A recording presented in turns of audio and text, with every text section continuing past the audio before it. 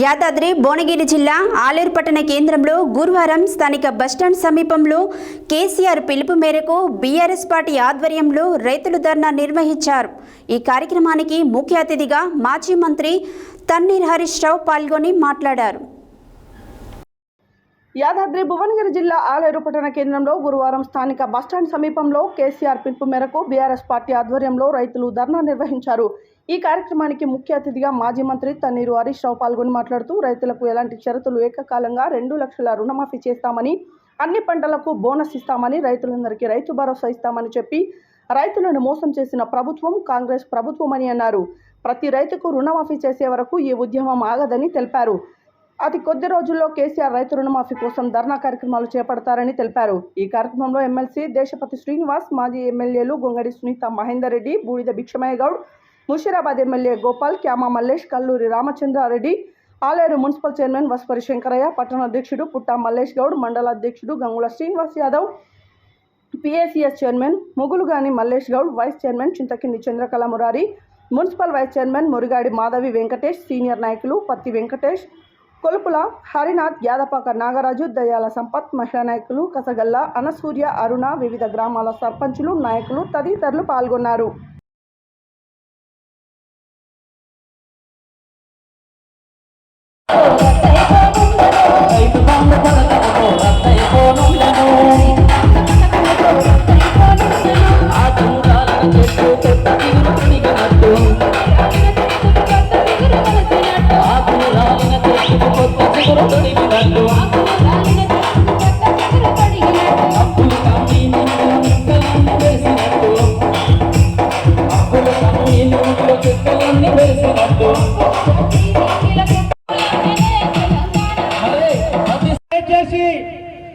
ఇవాళ హరీష్ రావు గారి బృందం 8 మంది ఎమ్మెల్యేలతో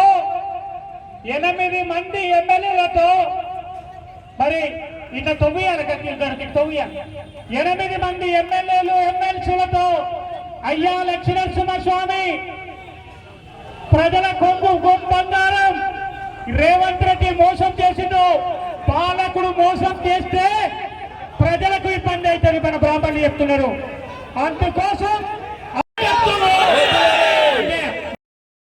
జై తెలంగాణ.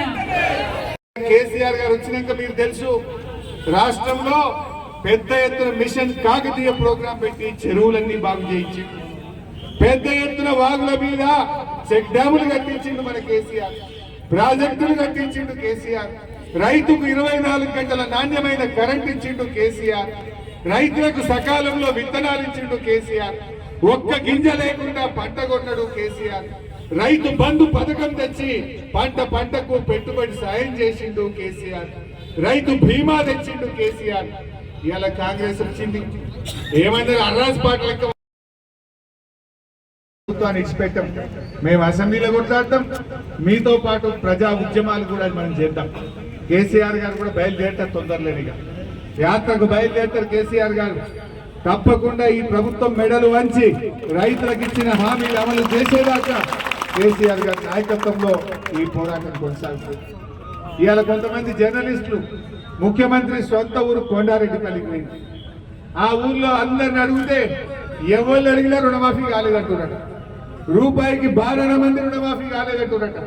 కొంతమంది రేవంత్ రెడ్డి మనుషులు గుండాగాళ్ళు వచ్చి ఆ మహిళా జర్నలిస్టుల మీద దాడి చేసి మహిళల మీద చెప్పుకోలేని విధంగా ఆ మహిళా జర్నలిస్టులను ఇబ్బంది పెట్టేటువంటి పరిస్థితి.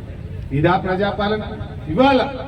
ఇవాళ జర్నలిస్టులపై ముఖ్యమంత్రి ఊర్లోనే 12 మందికి రుణమాఫీ కాలేదని చెప్పి అందరినీ అడుగుతా ఉంటే ఆ జర్నలిస్టుల మీద దాడి చేసింది. మన తుంగతుర్తిలో మన గ్యాదర్ కిషోర్ మాజీ ఎమ్మెల్యే మీద మన మోసం చేసిండు రేవంత్ రెడ్డి. ఆగస్టులో మాఫీ చేసిండు, అది కూడా 40 పైసలు చేసిండు, 60 పైసలు ఎగబెట్టిండు. ఆ చేసిన వాళ్ళకన్నా సరిగా చేసిండు అంటే డిసెంబర్ దాకానే మిత్తి కట్టిండు. బ్యాంక్ వాడు అంటుండ్రు డిసెంబర్కి వెళ్ళి ఆగస్టు దాకా మిత్తి కట్టినట్టు రైతులు. ప్రతి రైతు 10,000, 20,000, 15,000 మిత్తి కట్టని ఆ పాక్షిక మాఫీ అయింది. చెప్పింది 42 లక్షల మందికి, చేసింది 20 లక్షలకి. చేసిన 20 లక్షల మందికి కూడా పూర్తిగా చేయలేదు. రైతుల దగ్గర ఇవాళ బ్యాంకు వాళ్ళు మిత్తి వసూలు చేసేటువంటి పరిస్థితి వచ్చింది. అంటే మొత్తంగా కూడా దగా చేసింది రేవంత్ రెడ్డి ప్రభుత్వం, మోసం చేసింది రేవంత్ రెడ్డి ప్రభుత్వం. సో మిత్రులారా, మాకు ఇంకా జనగాంలో కూడా ధర్నా ఉంది. పల్లా రాజేశ్వర రెడ్డి గారు తొందరగా రమ్మని ఒకటే ఫోన్లు కొడతా ఉన్నాడు. సో ఈరోజు ఆలయంలో ధర్నా కార్యక్రమం విజయవంతమైంది. సహకరించినటువంటి మిత్రులందరికీ ధన్యవాదాలు.